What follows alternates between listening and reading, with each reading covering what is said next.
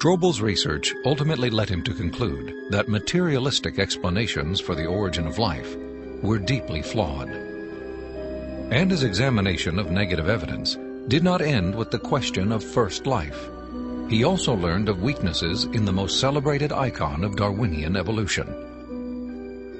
In Darwin's book on the origin of species, there's only one illustration.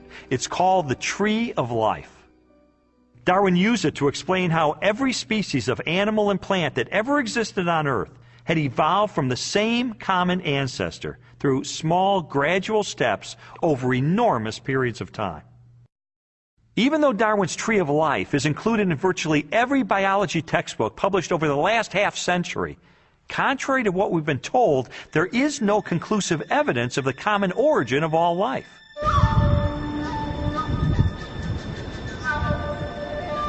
Perhaps the most damaging blow to Darwin's theory is the fossil record.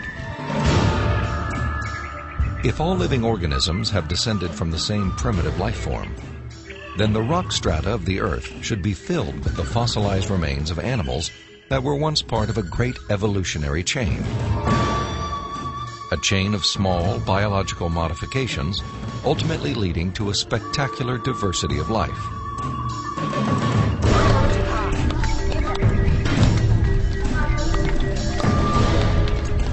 Yet, after 2 centuries of research, highlighted by excavations in southern China, the multitude of transitional experiments, or missing links, that should exist, are conspicuous only by their absence.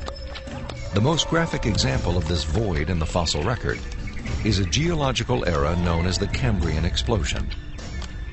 The branching tree pattern of Darwin's theory is actually not seen anywhere in the fossil record unless we impose it with our own minds. So the Cambrian explosion is the most dramatic refutation of the Tree of Life. The Cambrian explosion of life was a dramatic episode in geological history. Usually dated at about 530 million years ago, the exquisitely preserved Cambrian fossils reveal that the body plans for virtually every major animal phyla appeared, not gradually and slowly as Darwin had speculated, but instead with astonishing suddenness.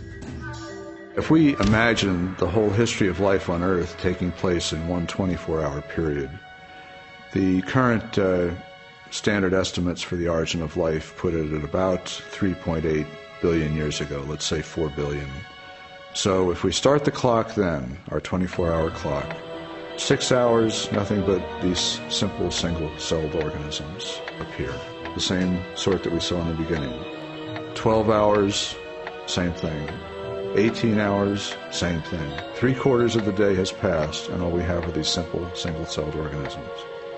Then at about the 21st hour, in the space of about 2 minutes, boom, most of the major animal forms appear in the form that they currently have in the present.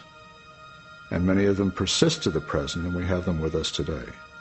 Less than 2 minutes out of a 24-hour period. That's how sudden the Cambrian explosion was.